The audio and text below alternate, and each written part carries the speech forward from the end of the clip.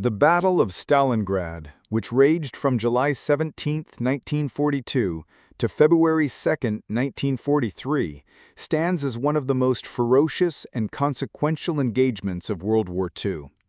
It was fought between Nazi Germany and its Axis allies against the Soviet Union for control of the city of Stalingrad, a vital industrial and transportation hub on the banks of the Volga River.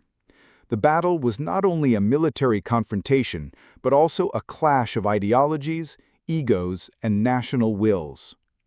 Adolf Hitler viewed the capture of Stalingrad as essential for securing the southern flank of the German advance into the Caucasus, where oil fields were crucial for sustaining the German war machine.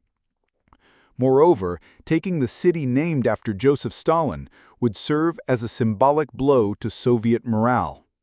Stalin, on the other hand, was equally determined to defend the city at all costs, issuing orders that forbade retreat and demanded total resistance. The German offensive began with Operation Blue, aiming to split Soviet forces and seize the oil-rich regions of the south. The Sixth Army, under General Friedrich Paulus, supported by the Fourth Panzer Army, advanced toward Stalingrad, encountering stiff resistance as they approached the city. By late August, German forces had reached the outskirts and began a relentless bombardment that reduced much of the city to rubble. Despite the destruction, Soviet defenders, led by General Vasily Choykov and the 62nd Army, transformed the ruins into a fortress. The battle quickly devolved into brutal urban warfare, with soldiers fighting in close quarters, room by room, floor by floor, and even trench by trench.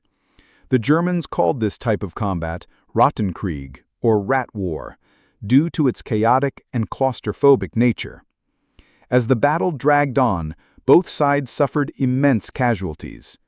The Soviets employed a strategy of attrition, drawing the Germans deeper into the city while preparing a massive counteroffensive.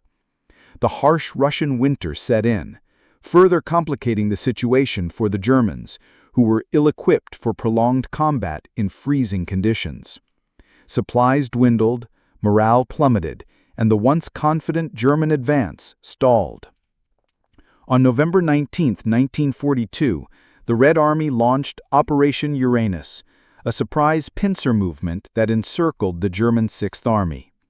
The Soviet forces under Generals Georgy Zhukov and Alexander Vasilevsky attacked the weaker Romanian and Hungarian units guarding the flanks, quickly breaking through and surrounding Paulus's forces inside Stalingrad. Despite the encirclement, Hitler refused to allow Paulus to retreat or attempt to break out. He insisted that the Sixth Army hold its ground, promising resupply by air, a promise that proved impossible to fulfill. The Luftwaffe was unable to deliver the necessary supplies, and the trapped German soldiers faced starvation, disease, and relentless Soviet attacks. The situation became increasingly desperate, with temperatures plunging and casualties mounting. On January 31, 1943, Paulus, recently promoted to field marshal by Hitler in a symbolic gesture meant to discourage surrender, capitulated. He became the first German field marshal to be captured alive, defying Hitler's expectations.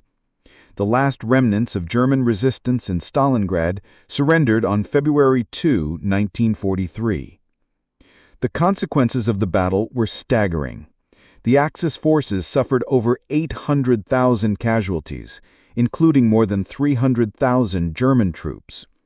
The Soviets also paid a heavy price, with estimates of total casualties, dead, wounded, and missing, exceeding 1 million. The civilian population of Stalingrad was decimated, with tens of thousands killed and the city left in ruins. Yet the Soviet victory marked a turning point in the war.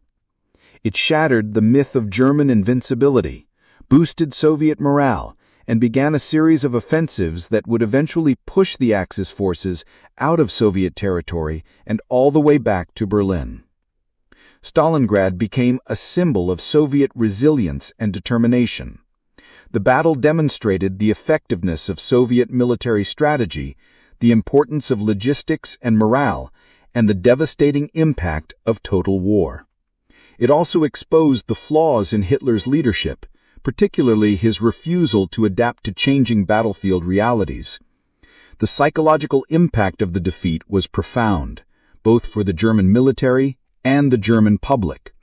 From that point onward, Germany was largely on the defensive, and the tide of war had irreversibly turned in favor of the Allies. In the years following the war, the Battle of Stalingrad was commemorated as a heroic stand against fascism.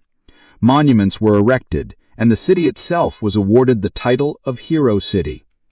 Today, it remains a powerful reminder of the human cost of war and the resilience of those who endure its horrors.